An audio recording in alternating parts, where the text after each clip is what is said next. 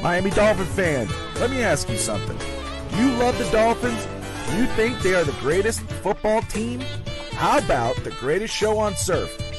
If you answered yes to any or all of these questions, then fins up and surfs up to the greatest show on surf.shop today. Celebrate the most explosive offense in the NFL with this awesome exclusive merch. From jackets, hats, shirts, and more, they have it all. Use promo code FINSTALK and save 15% on your order. Show off your fandom. Don't wait. Go to thegreatestshowonsurf.shop today. Miami has the Dolphins, the greatest football team. We take the ball from goal to goal like no one's ever seen. We're in the air, we're on the ground, we're always in control. And all right, as always, Dolphins number one, baby! So fins up to all you guys.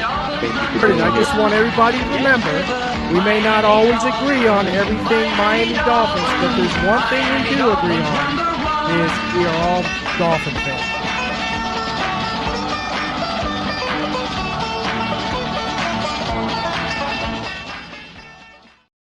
Hello, everybody. Welcome to Real Talk, Fins Talk. I'm your host, Steve Malloy, and joining me tonight is Rob Mosley, a.k.a. Dolphin Thursday. How you doing, Rob?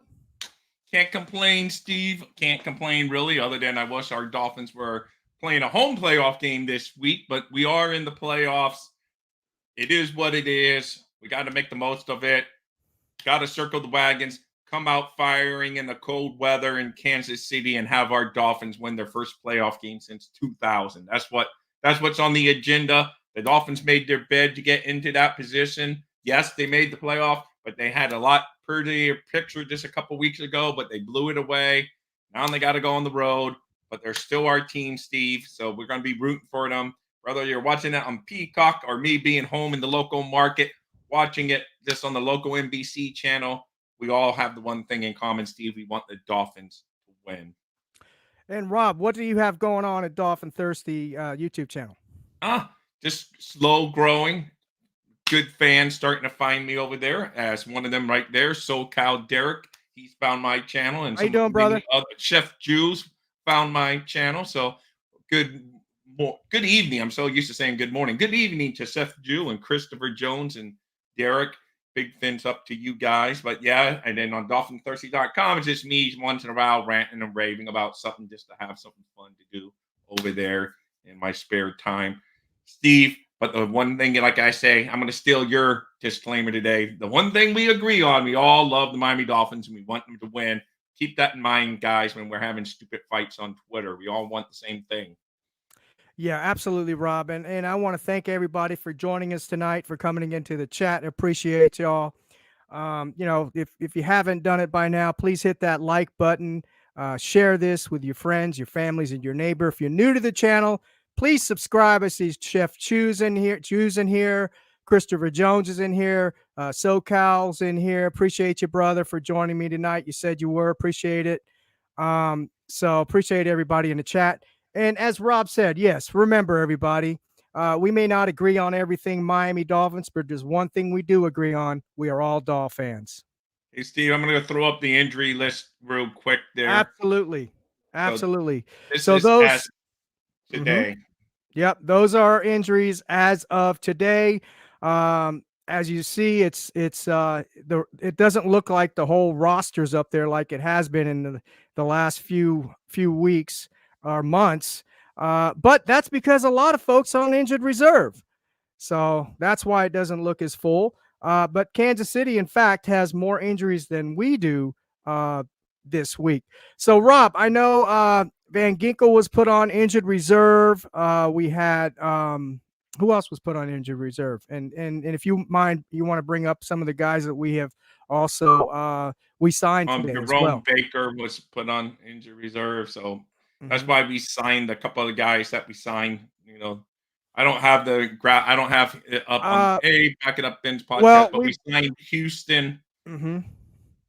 Justin Houston, Bruce Irvin.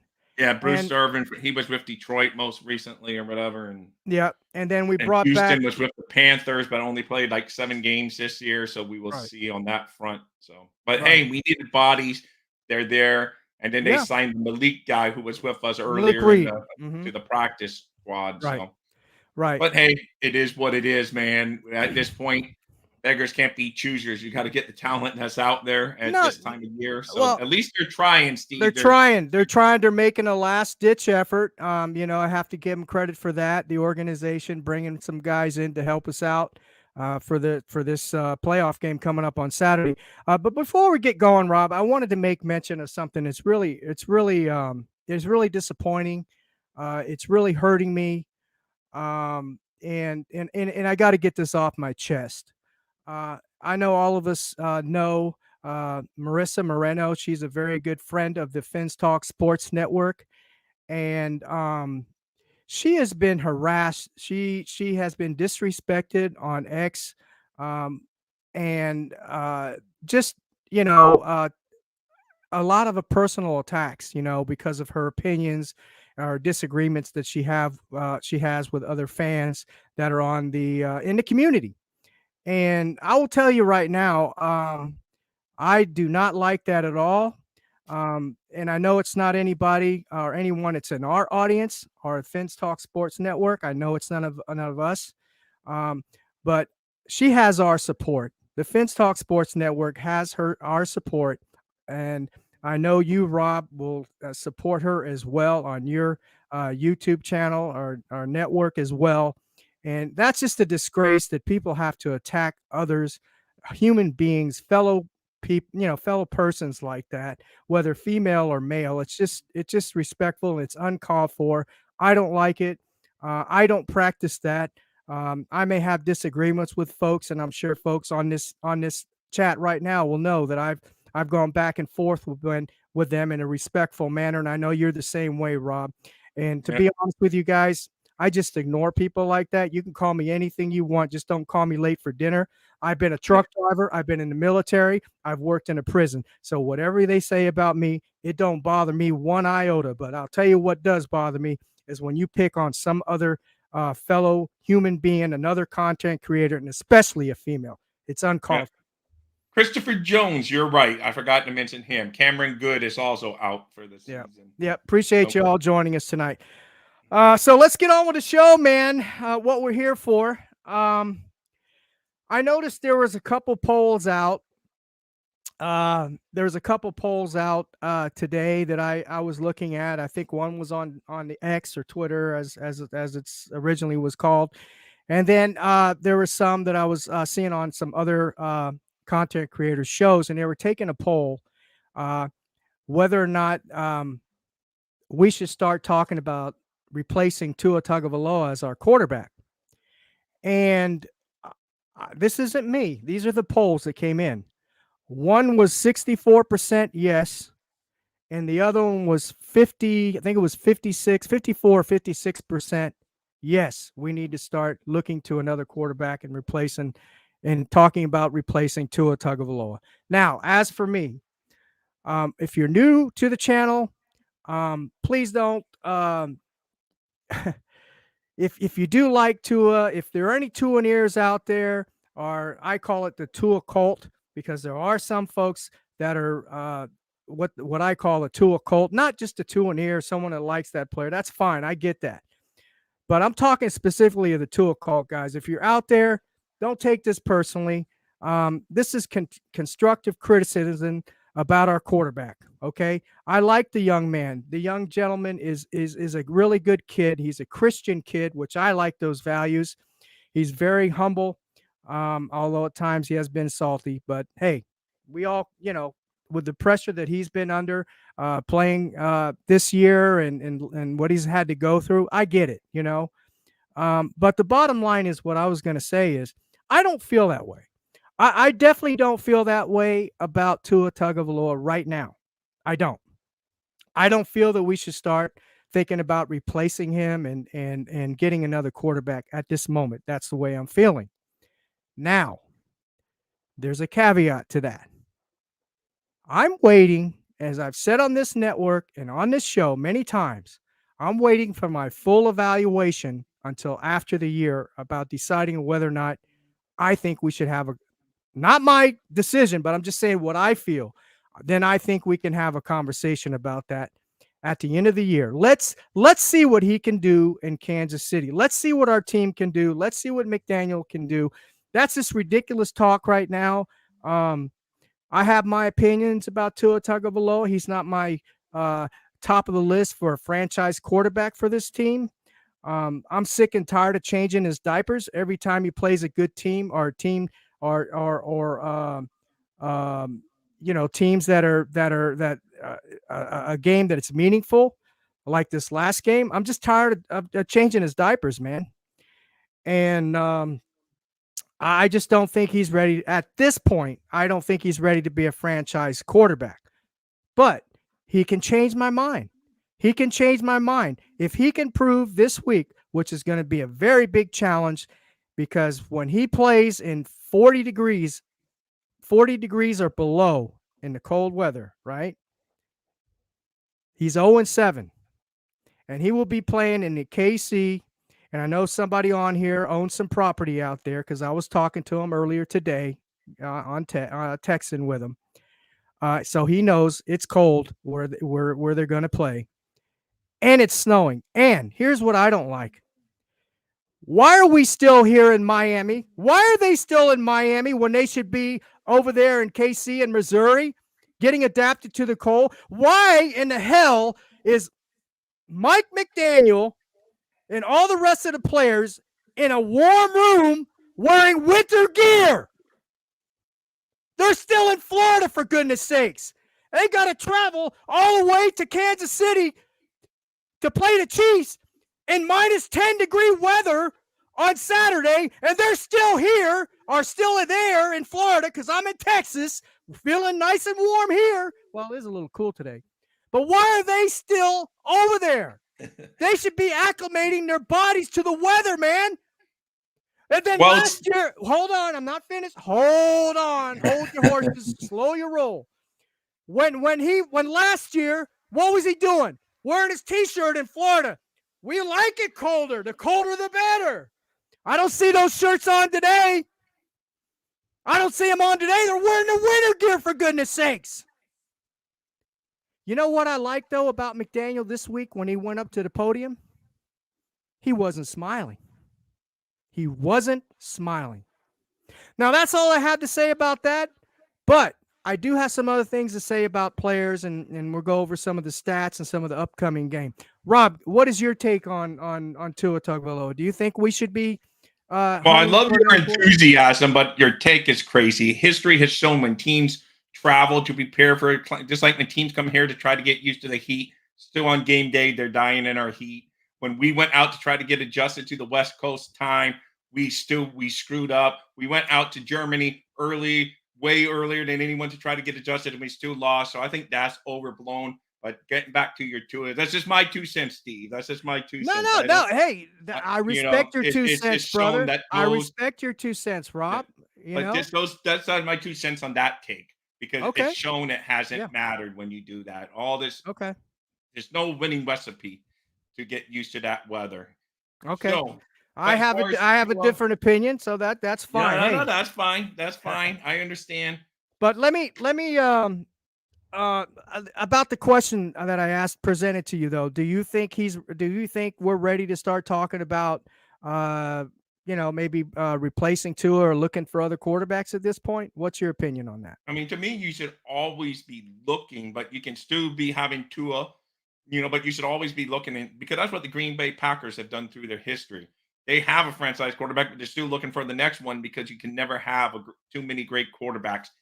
So you can still be looking, but still have Tua play under his 5th-year option next year. But, hate to use that analogy, but, the Green Bay Packers, but because they went from Brett Favre to Aaron Rodgers, and now it looks like this Jordan Love kid's playing well for them. So, and that's it. So that's what, it's no harm in bringing him. If Tua's offended by us drafting a quarterback kind of high or bringing in another guy, then he's not that mentality. You want a guy that can say, hey, I don't care. I want the best competition. And he should be used to that because in Alabama, they recruit 4 or 5-star guys every single year. Absolutely. So, if you don't perform, the next guy is going to bump you off from your seat, So he should be used to that. So I don't mind looking for another one, but to replace him this year with no game plan on who behind us, no.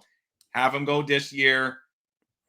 I know we've already trampled on his spirit and may trample on it a little bit more by looking for others. But until you really know you have a franchise quarterback, you don't have a franchise quarterback. And Absolutely. That's how I look at it. And I like Tua. That's why it's the dilemma because he's good enough against a lot of teams. He puts up great numbers against a lot of teams, but then in other games he doesn't. So it's because how many times do you have a Pro Bowl quarterback? I know it's not what it used to be because it's just like popularity and all this now and whatever, but he's still a Pro Bowl quarterback. He puts up great stats, but then the other, you just don't know if he has that it factor. And that's what you talk about, the factor, whatever word that you always use. So it's a bigger dilemma than normal because he's shown enough to give you promise, but then he's also shown you not enough in certain big games to make you concerned. So it's a big dilemma for the Miami Dolphins moving forward because sooner or later you're going to have to decide from Ross on down, do you want to pay this young man $40 million a year moving forward or in that neighborhood, 30, 40, 50. I hear everyone say different terms for these franchise quarterbacks, but whatever. So, you got all that to factor into it because do I expect him to take a discount? No, because he's gone through everything. So he should get as much money as he can get. I believe that if some team's willing to give him whatever money, he has to take it because, he only gets to do this rodeo once in the NFL. So he might as well go out there and earn as much as he can.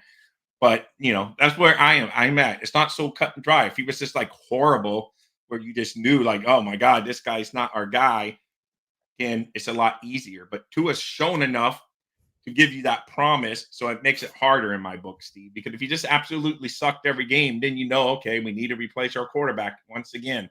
But he's shown enough promise during a lot of games that he could be that guy. So to me, that's where I really get conflicted.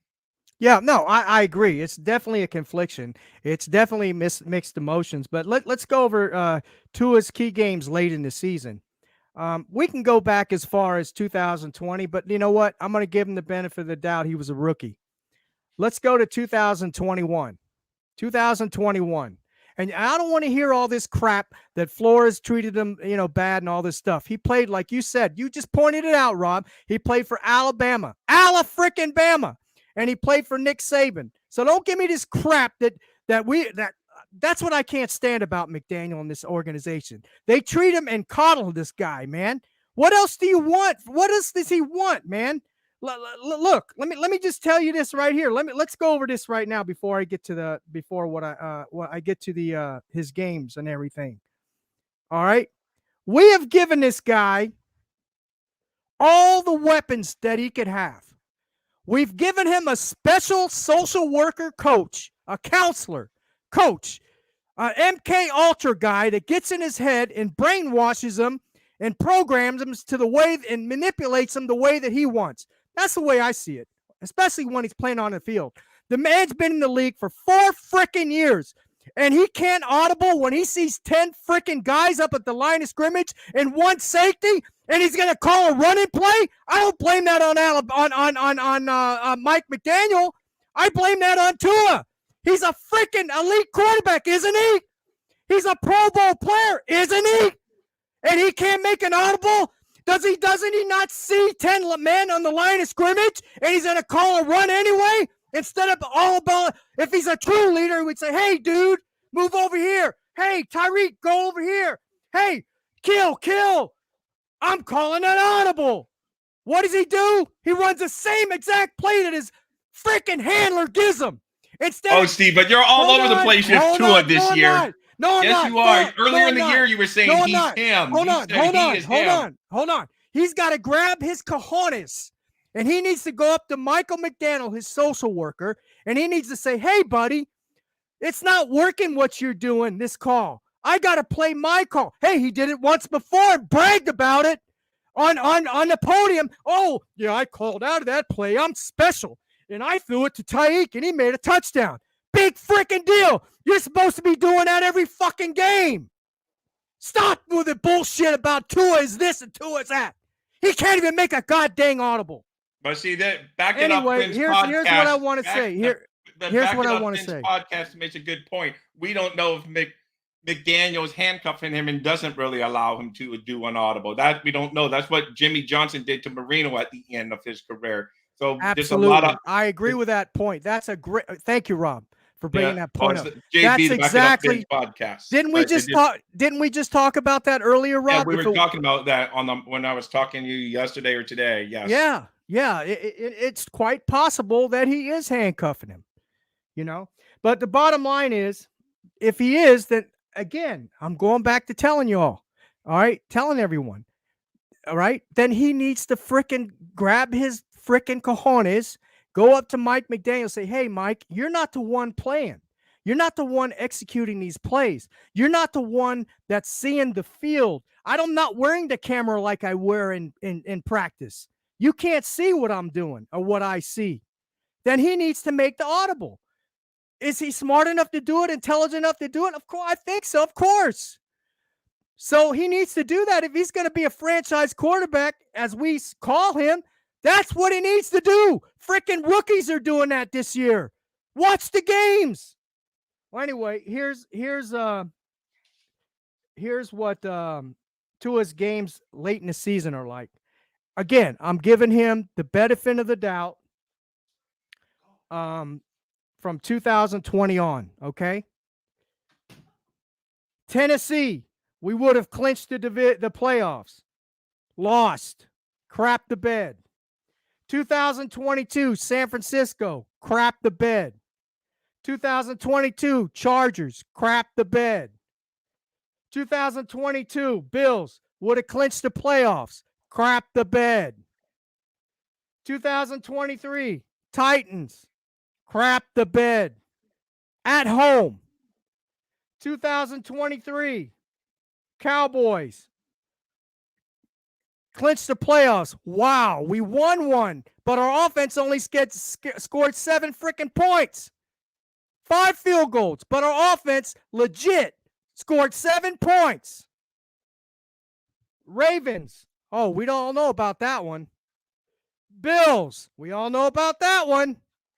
So, again, I'm freaking tired of him crapping the bed or crapping his diapers. I'm tired of it. All right. Well, Christopher Jones, he has like a different take. He thinks he doesn't handcuff him enough. He gives him too much leeway. Well, then if that's the case, then you're more on the point. So I don't know where Christopher Jones. That's a good point. Yeah. He says he offers him too much leeway, which I don't believe. He might be too nice to him, what people say or whatever, but I don't think he offers him. I think he doesn't allow him to audible too often, So. No, I agree. And a prime example is if you watch film, okay? Just like I said earlier, and I was talking about earlier before the show, I was talking to you about it, Rob, and I think I even brought it up during the show here. There was 10 people on the offensive line. 10! And only one safety dropped back.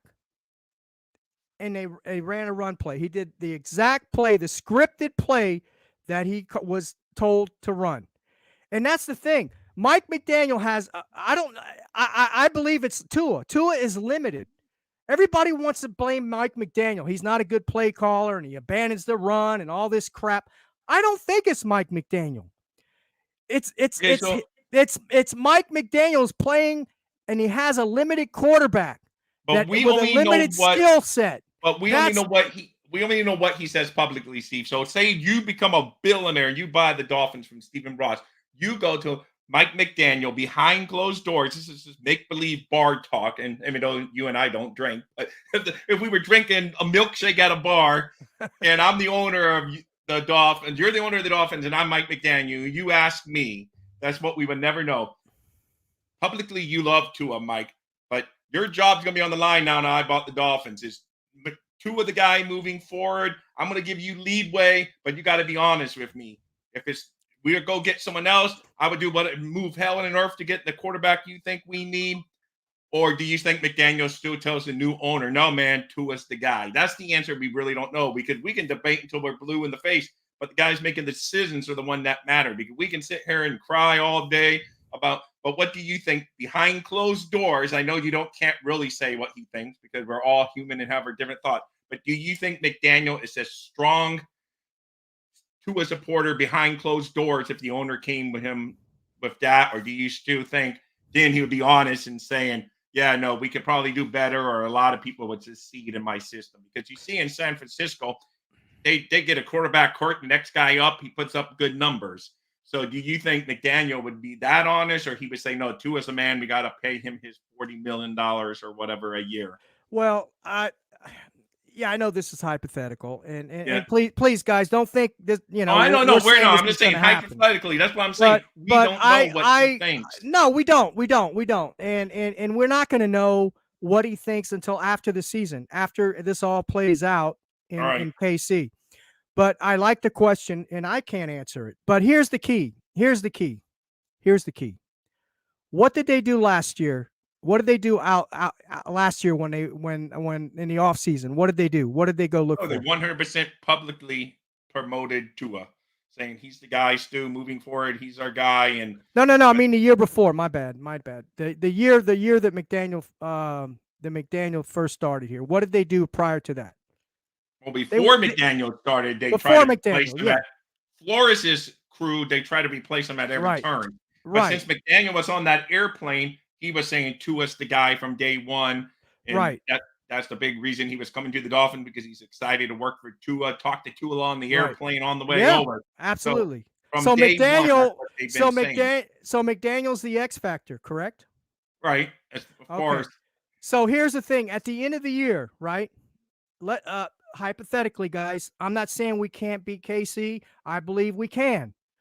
All right. I doubt it. That's my opinion at this point. But I believe we can. But here's the deal. All right. Now I lost my train of thought. If we win in KC, right, that is going to be the determining factor on if Robbie goes and presents that question to Mike McDaniel and Chris Greer. And Robbie, you're showing your age. You just went Joe Robbie on. But did I say Robbie? Yeah. Oh, my bad. I meant Ross. But here's the deal. If they don't win, right? If they don't win, then I believe, and I know everybody's not gonna like this, and I'm not gonna like it either.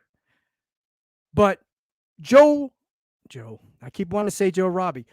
Stephen Ross, right, is paying Mike McDaniel, when he hired Mike McDaniel, when he had Greer go out and get Mike McDaniel, right?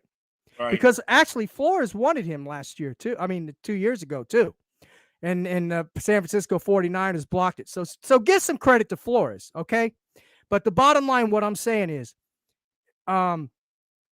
he hired Mike McDaniel, right? And I got this on X today, or Twitter, right?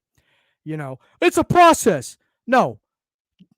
Stephen Ross didn't hire McDaniel for this to be a process. He didn't hire him to be an intern coach, God dog it. He hired him not to be a social worker either. He hired them to do one thing and one thing only: win freaking games. And if we don't win that game in Kansas City, I'm telling you right now, I won't like it, because I like McDaniels. Shit is going to hit the fan. You don't believe me? This year. It won't be. No. Hold on. I know what your opinion is. You can have your say right after I say it, please. You muted me the last time. I'm not going to do it tonight. But the bottom line is, right? Shit's going to hit the fan. And people see this as a game. You and I, Rob, we see this as a game. We this is our entertainment. When I get off this show and I go watch the Dolphin games, I'm clapping in like a freaking walrus or seal, whatever you want to call it, right? Flapping wall, whatever. Right. But you know what I mean. But the bottom line is, this is a business for these guys. Robbie, I want to say Robbie. Freaking Ross is paying big bucks for Mike McDaniel. He doesn't expect him to come in here and freaking be a social worker and an interim coach. This isn't an apprentice program for Mike McDaniel like everybody, not everybody, like everybody projects it to be. Oh, he's a rookie coach. Bullshit. He hired him to do a specific job. That's to win freaking games. And so far, he's crapped the bed. I don't mean regular season games. If you would have read the letter that they fired Vrabel from Tennessee Titans, right? Good coach. He wrote a letter of reason why he wrote it, right? The reason why he fired him and everything. They're going a different direction. They got a young quarterback. That's what I saw into the letter. But the bottom line is, he said, I didn't hire coaches to win games. I hired a coach to win championships. Right. Well, I mean, that's every owner's status. I mean, that's every. All right. So that's what I'm trying. That's the point I'm making. I don't think he's going to be fired like you're saying after this game if we lose. No. I'm not saying he's going to be fired of this game. I'm saying shit is going to hit the fan. When you say hits the fan, I figured. Do you mean he's going to get fired? Shit's going to hit the fan, and he's going to put the fire under McDaniel, and he's going to say, "Hey, McDaniel," and that's when that question that you presented is going to be asked. Hey, McDaniel, frickin' Tua shit the bed. 13 times since 2020. We haven't won a playoff game. We've gone to the playoffs, right? Twice in your thing. Thank you very much. We didn't win the division because you crapped the bed. Thank you very much. But is Tua the guy, baby? Hey, McDaniel, the guy that wears the pedal pushers and has the slick hair and is all cool, and he'll go smoke a doobie with one of his players after the game and shake his hand and tap him on the ass and doesn't show any accountability to the team. That guy. He's going to ask that guy. Yeah. And I'm not crapping on Mike McDaniel. I like Mike McDaniel. I'm just being sarcastic. I know, Steve, but you forget sometimes what people say publicly to the media and what they say behind closed door is two hugely different things. Because up until Flores was fired, he was the greatest thing. Rob, I just said that. What fans, what we are looking at it as an entertainment. I know, but that's what I'm saying, because you don't know that this is a business. No, we don't. They look at it as a business. So we don't know. You're right. I agree with you. But that's the project. That's what I'm giving that scenario right there. That's a business perspective. He ain't gonna say thank you very much for winning me, a couple games in the season. Thank you very much for Tua Tagovailoa with all these stats and all this kind of crap. Your definition of blank hits the fan. Your definition of crap hits the fan is different than mine, because to me that means people lose their job when stuff hits the fan. I think there'd be going. Okay, let me put it another way. Okay, he's gonna say, okay, McDaniel, I'm gonna put a fire under your ass. This year is Tua our quarterback. If not, I'll go out and pay for another quarterback. So don't give me this crap. I'm tired of people saying, oh, we can't get another quarterback. We can't get another quarterback because he's locked in. He's a 5-year contract. Dude, come on. Rob, you and I have been through this rodeo before. We've seen things happen where owners and GMs make business decisions, like you said, behind closed doors. You don't think they can find another quarterback if McDaniel says, no, I can't work with him anymore. He's a nice guy. I love him, but I can't do it. Yeah. He'll do it in a heartbeat. Let me ask you a question. Let me ask you. I don't want to forget what Derek says, but go real quick. Ask me. Okay.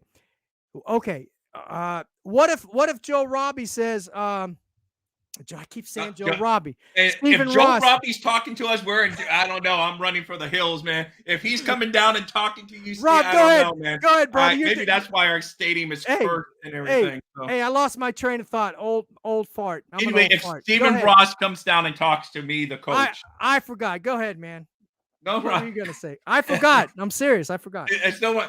Derek does bring up a point though. Is Stephen Ross going to be happy? That's what we don't know because they can sell him. Well, this is the first time we've made the playoffs back-to-back years since the Marino era, which is true.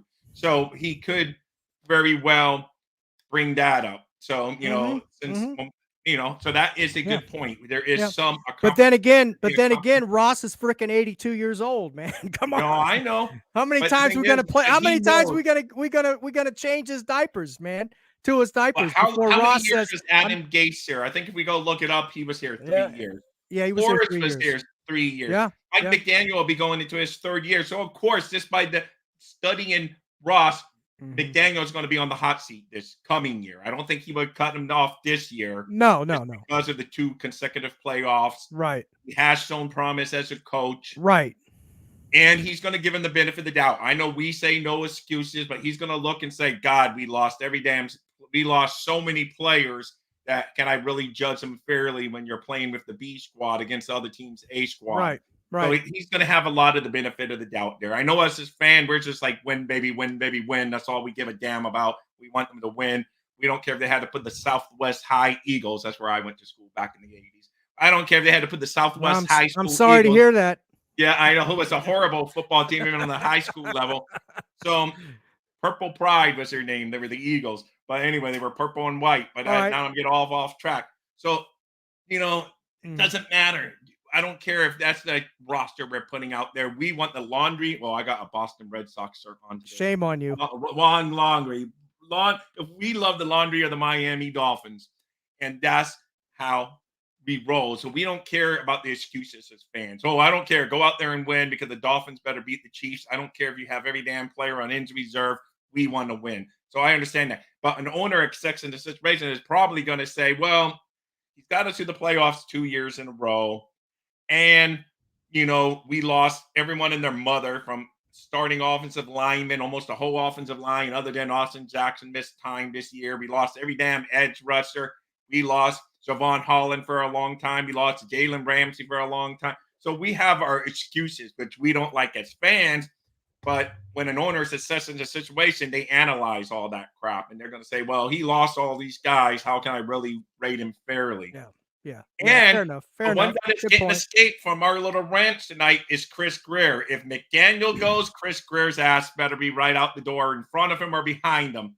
So that's another, because I don't want I'm with you on that. Next year, I'm talking after 2024 NFL season if things go to crap. And, because Ross gets that 3-year itch every single time. I think Philbin's the only one that kind of lasted into his 4th year. And then so he made it 3+.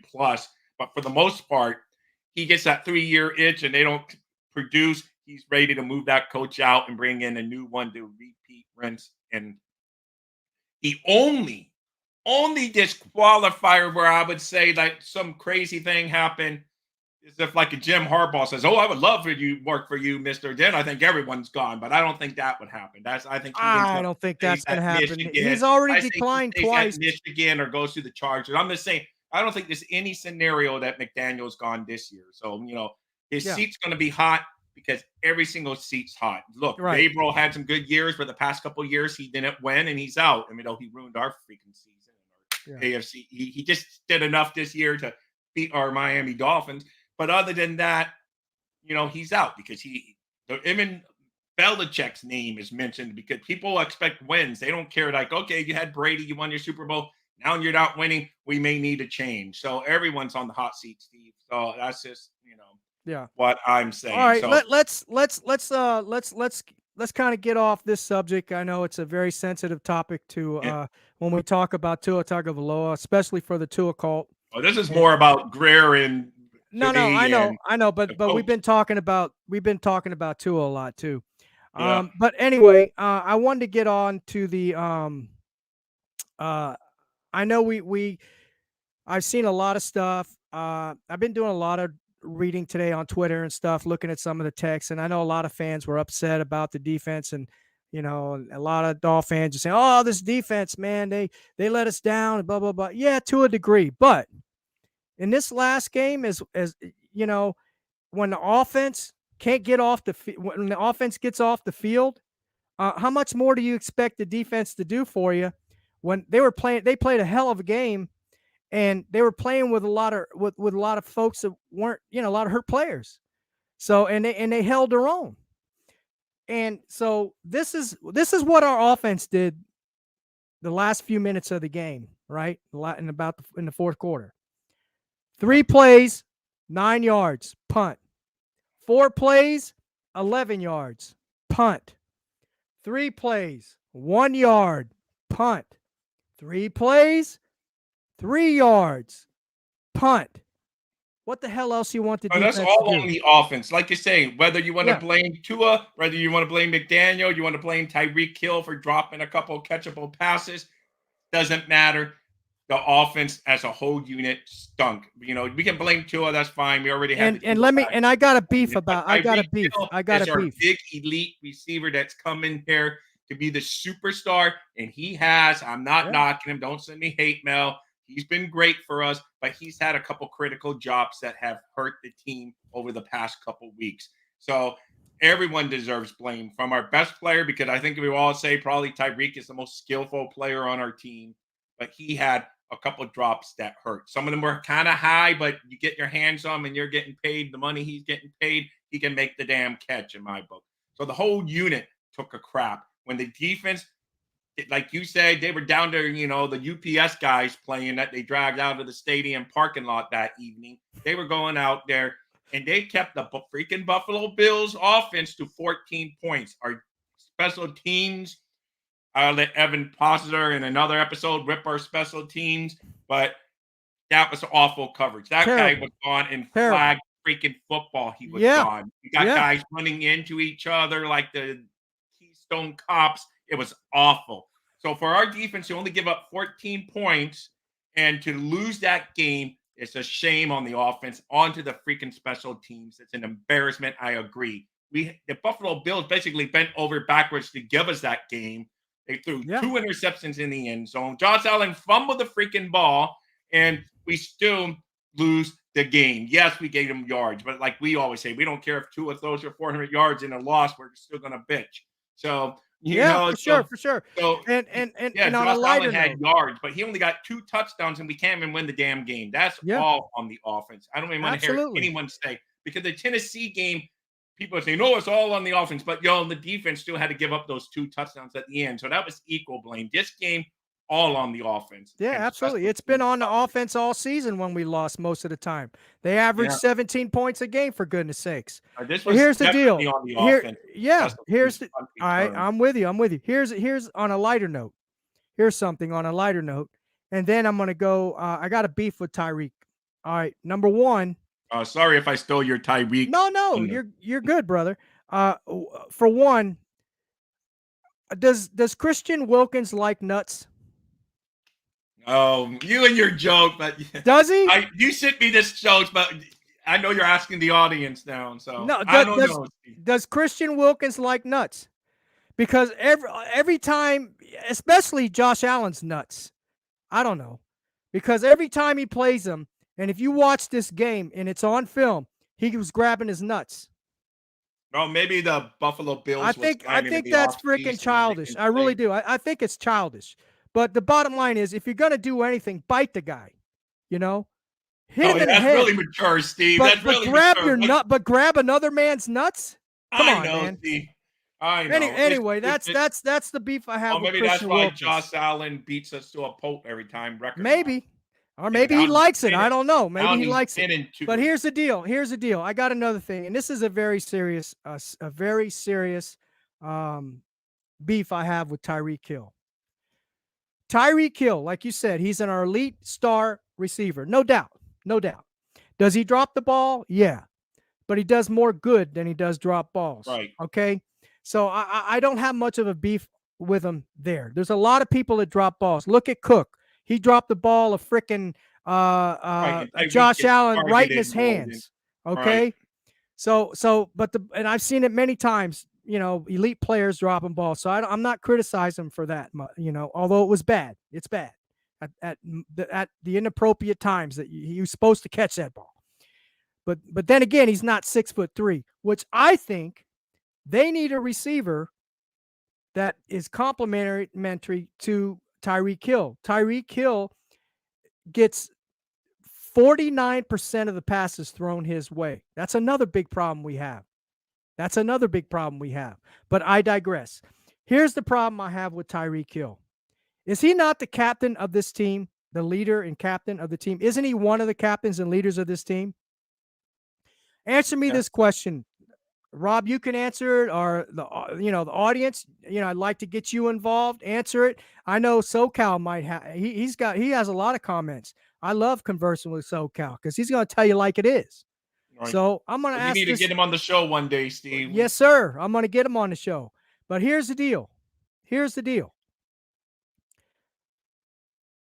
You remember when Tua Tagovailoa? Of course, we remember. I'm just asking this question to the audience. We all remember when Tua threw the interception, the last play of the game, correct? Correct. Why did Tyreek just turn around, shake his head, and walk away by himself? Yeah, I know it wasn't good sportsmanship. That is not good sportsmanship. That is not good leadership. That is a real a-hole. He is the captain of this team and leader. What does that show to Tua? How do you think Tua felt when he threw the ball and he sees his captain, right? His supposed to have camaraderie, and he's walking around shaking his head, disgusted, and just walks down outside. Why did Mike McDaniel, our coach, not a social worker, he's a coach? Do you think Don Shula? Do you think Bill Belichick? Do you think Mike Vrabel? Do you think any of those coaches is gonna let Tyreek just turn around and walk out? Because they probably didn't know at the time, but after the fact they should, because so much going on. They're looking at the field. They don't know Tyreek's. I'll tell you what, man. If Mike McDaniel behind closed doors didn't take him into the woodshed or whatever you call it, what we call it in the military, and frickin' slap his head around and frickin' tell him off, then then that's on McDaniel. Yeah, that's frickin' on McDaniel, man. The one point I don't want to ever see anybody taking off like that. At one point, I'm mad about the whole Tyreek. He's like, "Oh, my ankle," but yet then he does a flip in the end zone. Like, so if your ankle hurts so much, don't risk getting further hurt. So to me, now he's got a quad injury. I know. So go out. But anyway, like I say, I hate to bust the balls of our leading receiver, but yes, that was a low move. Walking off the field, and he should know that the cameras are going to catch everything these days. Rob, so he has to know this. Rob, you know this, man. Never leave anybody behind like that, man. Never leave another brother behind. No, you know that as a old military guy, and I'm a cop for 20-something years, and I don't want to reveal my age, but many years. So it's just, yes, we never leave anyone behind, but obviously he doesn't care. He left them behind. Granted, he wasn't on the field at the time. And he, he walked off from being injured because he wasn't on the play on that interception. He had gone off on the previous play. So, but yes, you don't do that. You just go in there, suck it up. And yes, it's not a good look. I'm 100% with you. Hard to defend him on that one.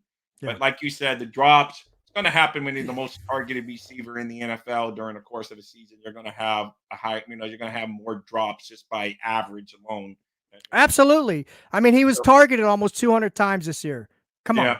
He dropped 11 of them. Are we gonna really get on his ass because I think this week it's just because some of those are just like, they could have been game changers if he catches it. So yeah, it's true. At the inappropriate times he didn't come through for us. So yeah. I gotta agree with that. But yeah. Anyway, I wanted to go into the Kansas City game. We don't have much time left. We got a few minutes, about 10 minutes.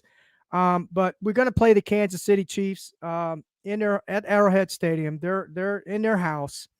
It's going to be 10 below zero with that's with the wind chill. It's going to be some winds. It's going to be tough, man. Look, I may be from South Florida, but I've been in plenty of cold weather. It's not fun. I don't like it, especially if you're not acclimated to it. And and I know your opinion on this. I think they should have gone, but I know your opinion on this. I don't think it's proven anything. Like teams come well, here. They're coming from South Florida, man. I mean, it's not like they're coming, from Georgia. They're coming. It's a lot colder in Georgia than it is in Florida. Difference, and but I just don't think it makes a difference game win or lose. That's fair enough, brother. I got you on that. But here's the thing. a lot of folks have been saying, well, the Kansas City Chiefs, they haven't been playing well this year. They're not the same team as they were last year and all this stuff. And that's half right. That's half right. Because a lot of folks, and I'm going to find it here, a lot of folks are forgetting they have Patrick Mahomes, man. They have Andy Reid as their coach. They got a great tight end, a Hall of Fame tight end. They've got a really good offensive line. And not to speak of, but they got a really high-ranking defense. And what did we have the problems with, good teams with? The offense can't score points. Yeah. Okay? So I don't want to hear this narrative that they've been playing bad this year. They're not good. Sure. Now they're in the playoffs. They're the Super Bowl champs. Okay? They've been through adversity, which we have too with the injuries and stuff. I got that. Okay? But now is when show me the money time is. But here is the matchups as far as the Kansas City Chiefs and the Miami Dolphins go. I'm going to start with the offenses first. I won't get in too much detail. I'm going to go through this pretty quick because we don't have a lot of time. So, audience, please stay engaged, like SoCal said. So, total offense, the Chiefs are 9th. As bad as they played this year, they're still in the top 10. They're ranked 9th. Miami's still up there at 1. Why? I don't know. They're still 1 in passing offense, where the Chiefs are 6th. Okay? And the rushing offense, Miami is ranked 6th, so they've dropped. And the Chiefs are 19th. Scoring offense, Miami is ranked 2. They dropped 29.2. Scoring offense for the Chiefs, 21. Sacks allowed. Chiefs, they've allowed 28 sacks.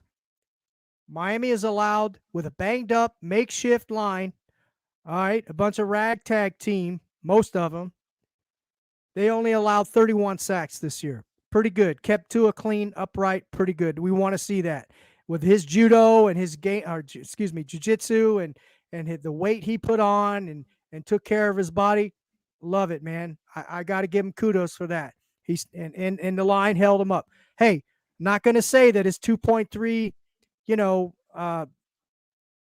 so he helps there. That's his strength. He helps there. 2.3 yards, 2.3 seconds, he gets that ball out. So that helped a lot.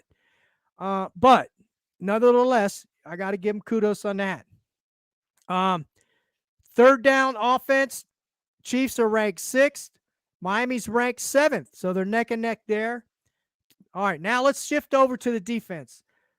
Now, here's where the telltale is going to be, right? Total defense. Miami, still up there, ranked 10th. Now, you got to remember, we've got a lot of injuries.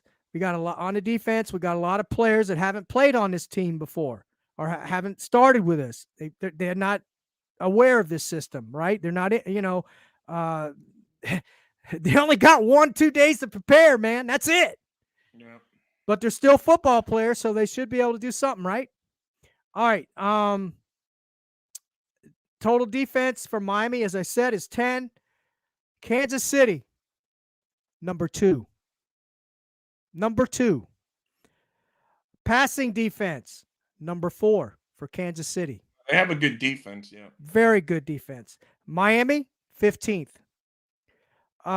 Rushing defense, Miami is 7th, up there, top 10. Kansas City, they're out of the top 10. They're 18th. I think Buffalo was 16th when we played them. Scoring defense, Miami Dolphins defense allows 22 points a game. Kansas City Chiefs defense, they're number 2. They allow 17.3 points a game. How many points do we score against good defenses? 17. So it's going to be, you're thinking it could be a very close game. Yes, I am. Yep. especially in all that snow and stuff. And that's where I think we might have an equal chance to beating this team. Sacks ranked. Kansas City Chiefs are ranked 2. They have 57 sacks. Miami, neck and neck, ranked 3. They've got 56. Of course, they don't have the same players as they had. Yeah, I know. When they That's why. played them, We were number 2 all this is year. what scares me. They didn't have the same players when they played them the first time. Third down defense.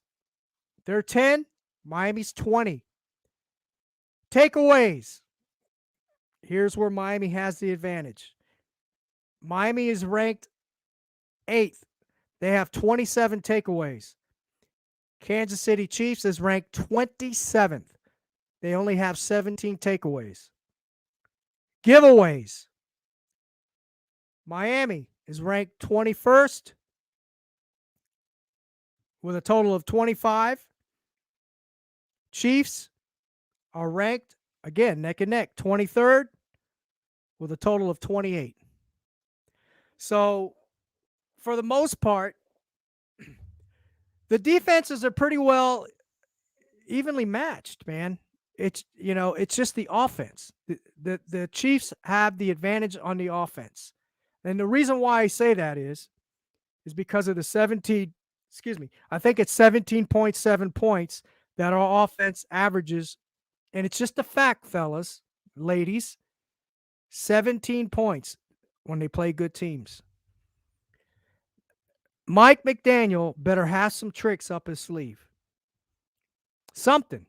He's got to change something because thus far, what he's been doing against these good teams is not working. And I'm a Mike McDaniel guy. I just don't like some of his little quirky things. Doesn't mean I don't like him as a coach. I don't like the way he dresses. So what? I still think he's a good coach.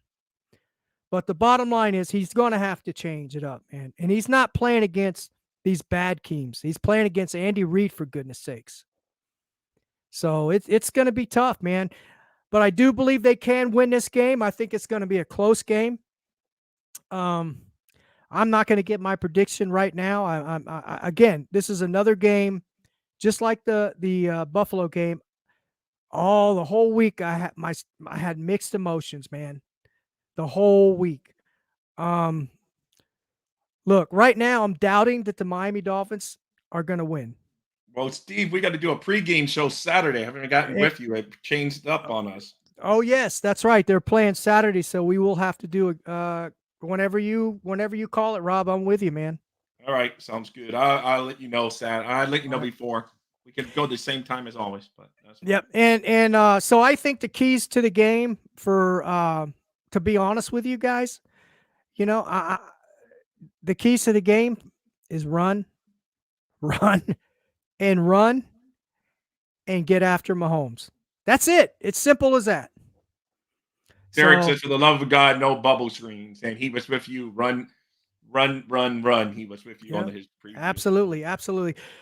I do think we have a chance, man. I mean, hey, my homer's telling me we're going to win. We're going to have a chance. But then being objectively and on this show, being analyzing things, this is the reason why I started this show. Is it's called Real Talk. And the real talk is, as much as we hate to admit it, I mean, if we think Kansas City's not as good this year, let's do the defending Super Bowl champs for a reason. They got a home game for a reason. We could close out our division. They did. I mean, though we had a little bit of a tougher competitor in our division, but so they've got what they had to do to get a home game. Do I think they're the best team this year? No, I think that may go to the Ravens in the AFC. But hey, we can get up there. It takes one. You got to win one, man. It's been so long since we've won a playoff game, since the year 2000. So go out there, get a playoff win, get that monkey off your back, and then the world's a little rosier place. It's just a little more Dolphin shaded glasses. But until we get that one playoff win under our belt, we're going to be bickering and badgering each other all year on social media about who should go, who should stay, who we should draft, which is all fun, but it's going to get nasty. It's coming off a lot more fun if you're coming off a year, at least you see some improvement. And to me, we've improved a little bit this year, but if you don't win a playoff game, at the end of the day, it doesn't really make much of a difference to me. We got to go out there and win, Steve. No, absolutely, man. I'm with you all the way on. I piggyback on what you said, man. It won't matter how many games we won in the regular season if we don't win. First step, win this playoff game, man. I want my quarterback. I want Tua Tagovailoa to change my mind. I really do. I love the kid. I want him to change my mind. I want him to show me what he can do.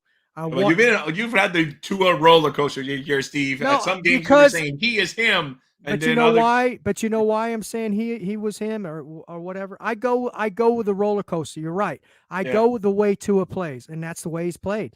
Yeah. So I just roll. I roll with him. If he can, and if he wins, guess what? If he wins this Saturday, he is him. Yep. There you go. Hey, but let's see. Let's see. Show me the money, baby. Anyway, guys, I appreciate y'all for joining us tonight, putting up with Rob and I, us two old guys, just talking football, real talk. Appreciate you. Don't forget to check Rob out at his channel, Dolphin Thirsty YouTube. It's on YouTube, Dolphins Thirsty Network. Also, he has Dolphin Diaries. Don't forget to check her out. Dolphin Diaries as well. Rob, go ahead and tell when they can catch her. They can catch her every Monday night at 7:30 p.m. on Dolphin Thirsty YouTube channel, and she always welcoming guests too. So guys, if you ever want to have a guest, let us know and we can hook that up. But the one rule on that show, everyone has to be cordial and nice. But you can say any words you want. You just got to treat everyone with respect, as Steve preached earlier on this network. You can have your opinions and say your harsh words, but to each other, you treat each other nicely. Sorry, guys, my phone is absolutely, guys. So let's right now I got Marissa Moreno on my mind, and the reason why is because of the disrespect and the trash talking that they personally attacked her today. So let's come together. Let's show her some love, give her some support, because she's thinking about leaving the Twitter spaces in our community. She's been a great, Dolphin supporter, the players, and she does hard work there. So let's show her some love. Let's appreciate what she does for this community. And Courtney as well. Courtney's been new to the community as far as the Fence Talk Sports Network. Long-time Dolphin fan, but new to Twitter. Yeah, new to Twitter and all these spaces that we reside in. So show her some love, support her show. And man, I want to see some ladies supporting her show. I know there's some ladies out there, Dolphins. Let's give your fellow women some love. We'll be working on that over there on Dolphin Thursday. Yeah. Derek, he gives you love, Steve. He said, great show, Steve. So a big kudos to you, Derek. Absolutely. Absolutely, Derek. Appreciate you, brother. God bless you, man. All right, guys. We got to call it quits. Wait. Thank you. I'm still on comments. I got to get to Brand to close out the video. Let me see. You got it. And just give me 1 second, Steve. Just say how great life is. And there. Okay, I found the video I need. All right, brother. You ready? Yeah, we're ready. Dolphins number one, baby! Dolphins number one! Hey, Miami sports fans. Stop by Canesware today at 2655 South University Drive in Davie, Florida. And check out their awesome merchandise selection of your favorite South Florida sports teams. From the Miami Dolphins, Hurricanes, Heat, Marlins, Florida Panthers, and Inter Miami, they've got it all. Celebrate your favorite team and show off your fandom with their beautiful team starter jackets, killer-looking helmets, team jerseys, cool shirts, and more. And if you're out of town or out of state, no worries. Go to caneswear.com and find everything they have on their site. Select what you want, and they will ship your gear to you. Anything over $99 is shipped for free. Don't wait. Stop at Caneswear today. Hey, Miami sports fans. Stop by Caneswear today at 2655 South University Drive in Davie, Florida. And check out their awesome merchandise selection